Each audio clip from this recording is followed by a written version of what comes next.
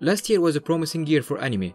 We saw the return of Bleach for its final arc, Chainsaw Man shocking us with its unique plot and storytelling, and as usual, Pretty Boy doing sports anime for the year was Blue Lock. However, 2022 was also a productive year for mangas as well. So, without further ado, let's dive in and take a closer look at top mangas that started last year, cause maybe one or two will be animated in the following seasons. Gachiakuta. This shonen manga follows the story of Ruri, a trash collector from the exile part of the town. He lives in a place where there is separation between high-class people and tribe people, which our hero belongs with. Rudy's father was allegedly a murderer, who got executed and thrown into the abyss, a place where trash and condemned people are disposed of. The world of this manga is unique, with its composition of high-class people, tribe people, and the underworld of the abyss. In the first chapter, Rudy was falsely accused of murdering his master, and he got caught and was heading toward execution. In the last panel, we see him get thrown off into the abyss for his execution, but to his surprise, he landed in a big land of waste of toxic trash and monsters spawning from the garbage to kill him. He was laying there, unable to breathe, and these trash monstrosities are surrounding him.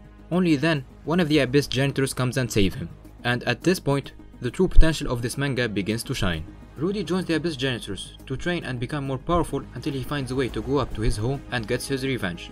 The abyss janitors is formed of givers, a group of people who can give part of their souls to an object to become a weapon. Rudy himself is a giver as well, but unlike the others, he wears a glove as a gift from his father that can make him transform anything that he touches into a personalized weapon. I will not be moving along in the story in order not to spoil anything for the viewers. It has an interesting power system that seems well balanced and creative, captivating world, and a compelling story. And with a great cast of well-designed and entertaining characters, it has the potential to become one of the leading mangas in Shonen Jump, and also there is a big chance of it being animated. A superhero saves Reisuke Sawada from a car accident and then erases his memories.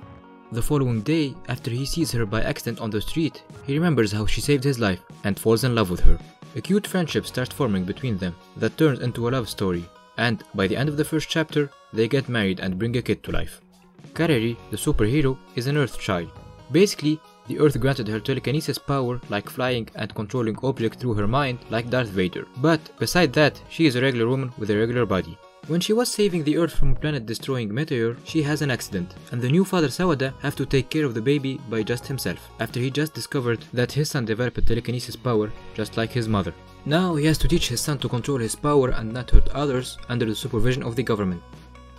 And through the strong connection between himself, his son and his wife, he have to find a way to save her from space. This manga plot can be considered unoriginal and bland. Also, the art style is pretty simplistic, but I think this is completely okay. Because this story is not about superheroes or mysterious universe or fighting scenes. No, this is a story about family and the connection that they have. Goodbye Eri. This one-shot comes from the brilliant author of Chainsaw Man, Tatsuki Fujimoto. Goodbye Eri is a one-shot with 200 pages that tells the story of a high school named Yuta, as he documents the final moment of his mother's life. I will not be spoiling much from this one-shot. As you scroll through the pages and sees Yuta's mother getting weaker and weaker, and then in her final moment, she dies. And then it cuts to Yuta showing this documentary to his high school, and everyone who is watching it is laughing at his work. There is more to the story, but what I can truly say without spoiling this work, that this one shot is a mix between disturbing and brilliant, and only you can judge it by yourself. So, check it out. Blue Lock, Nagi's episode.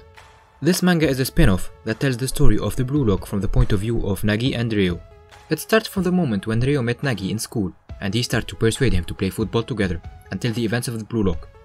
There are more additional matches, stories, and character interactions that were not shown in the manga or anime of Blue Lock. And all these additions are still canon, by the way. Right now, there are 7 chapters, but there will be 1 chapter dropping each month, and chapters on average have around 40 pages.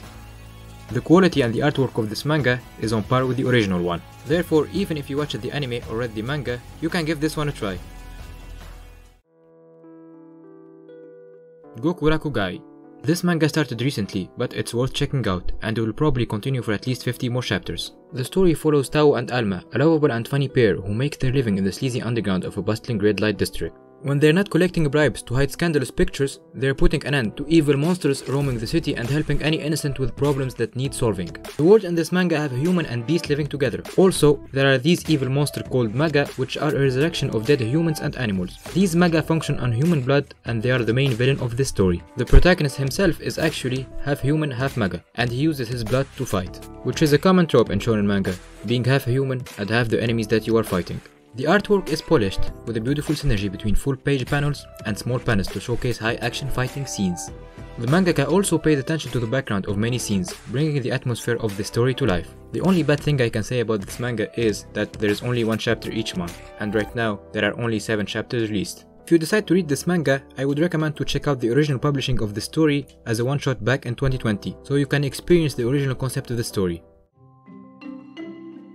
Ruri Dragon, a slice-of-life anime about a girl who just woke up and found herself growing horns. She freaks out, and when she faces her mother about it, her mother simply replies, "Well, it could be because half of you is not a human," and she reveals later that her dad is a dragon. And that's the story of our protagonist, Ruri, half girl, half dragon, and her life with this recent revelation. Ruri's friends, teachers, and everyone around her accept this fact surprisingly well. Like, yeah, what are these horns? Are these horns some types of cosplay? Oh, you are part dragon, really? Can I touch these horns? Can I take selfie? So yeah, this story absolutely is hilarious and funny. And as Ruri grows more dragon power, more awkward situation keeps happening, and the more she has to adapt to this new way of life. Sadly, Ruri Dragon have only 6 chapters, and currently it is on hiatus due to the poor health of the mangaka. But the series might make a comeback at any time. The mangaka expressed that he is taking a break, so when he works on it again, he will give it his best. And with Ruri's own dragon, we finish this list. I quite enjoyed the manga that I just mentioned. And I'm always on the lookout weekly and monthly for each new release. That's why if anything interesting happens, I will let you know. And don't forget to subscribe for more mangas and anime suggestions. See you soon.